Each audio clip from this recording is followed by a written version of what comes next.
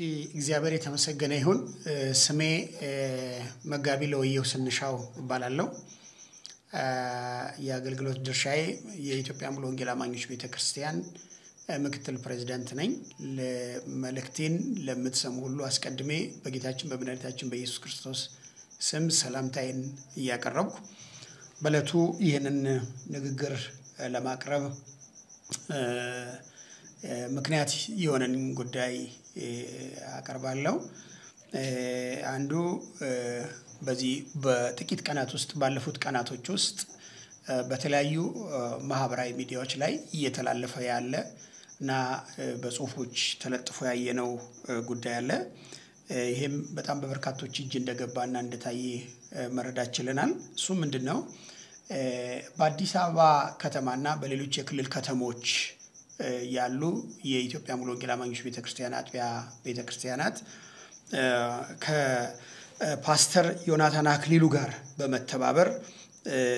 የገቢ ማሰባሰቢያ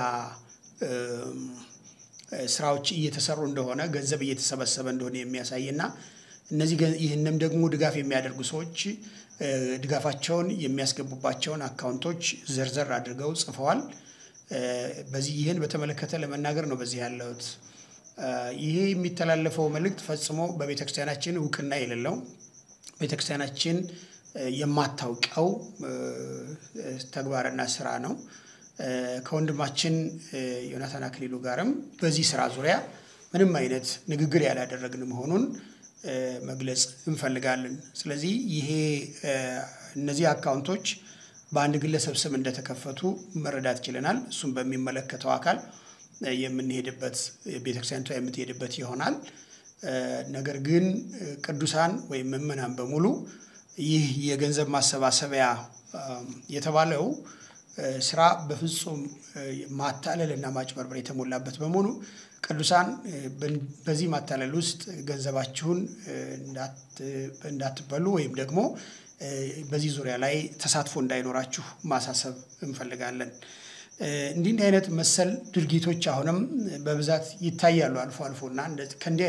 አይነት የማጭበርበር ስራዎች ለመቆጠብ እንዲህ አይነት ጥያቄዎች እንኳን ቢቀርቡ አስፈላጊ የሆነ ሁሉም ተቋማት የራሳቸው የሆነ ህግ አሰራርና መንገድ ስላላቸው ከዛ ጋር ግንኙነት አድርገው ተነጋግረው አውርተው ይሄ ቤተክርስቲያኒቱ ነው ወይ ይሄ እንደዚህ ነው ወይ ብሎ በመጠየቅ መደረግ አለባቸው ብለን እናምናው ስለዚህ ይሄ ጉዳይ በጣም ያሳሰበን እና እጅግም ያስደነገጠን መሆኑን እየገለጽን የተለያዩ ክርስቲያናዊ ሚዲያዎች በሙሉ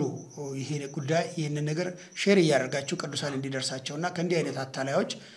ህዝቡ ራሱን እንዲጠብቅ የራሳችሁን ድርሻ እንድትወጡ እንድታስተላልፉልን ማሳሰብ እፈልጋለሁ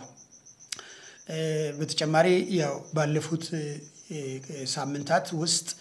ቤተክርስቲያናችን በአመት ውስጥ ከያዘቻቸው ጠንካራ ዕቅዶች መካከል አንዱ የነበረው የጀማይ ወንጌል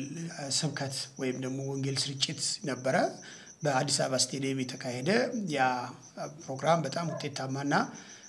ዘርፈ ብዙ ስራዎችን ቤተክርስቲያኒቱ እንድትሰራ እድል የፈጠረላት ጊዜ ስለነበረ እሱንም በዚሁ አጋጣሚ እንደው በዛ የተሳተፉትን ሁሉ እያመሰገንኩ ዘርዘር ያለ መግለጫና ሐሳብ በሚመለከተው አካል በኩል በሚቀጥለው ይሰጣል ስለዚህ ይሄንንም መሰረት አድርገው ሰዎች ያንን የነበረውን ክስተት